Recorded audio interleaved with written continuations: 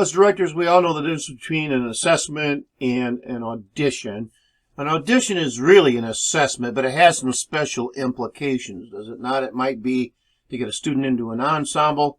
It might determine the order of seating in a particular section. Scoresheet also views auditions as an opportunity to measure student growth over time, multi-semesters out. Also be able to determine the growth and progress of your ensemble from a scoring point of view. Now, with ensembles and with students too, the literature that you choose essentially ramps up or ramps down the standard, does it not? I mean, if you see growth with your ensemble, if scores are getting, higher than you think they should be based on your standard, it's time to ratchet up the literature a little bit more and raise that standard. But that's another topic. But Scoresheet treats an audition as something that is trackable over time, every semester, and over the years. And it places a report in the report section of those trackable auditions.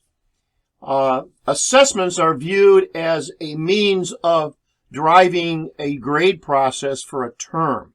They're not repeated and tracked over time, but they could be. But when you mark an assessment as a benchmark assessment, it will still appear in your grade book under My Classroom. The difference is it will also appear alongside auditions in each term that you give it, so you can view it under reports over time and see trends. Now, this can apply to an individual student growth pattern, your ensemble, a section within your ensemble, your entire program if you want. So if you have regular assessments that you tend to do at the beginning or certain times in every term, or a special assessment you do prior to your students auditioning for some external organization, your state organization maybe, this might be something you want to track. So simply do it as an assessment, mark it as a benchmark. When you make an audition from the home page, it assumes it will be a benchmark event, and it will show up on the reports. If you go to make an assessment, it assumes it is not going to be kept track over time, but just affect the grade for that semester. If you want to keep track of that, simply check the box here that says benchmark yes, and then it will show up on your reports page. To get to reports, simply check on the reports button on the home page and click on benchmarks.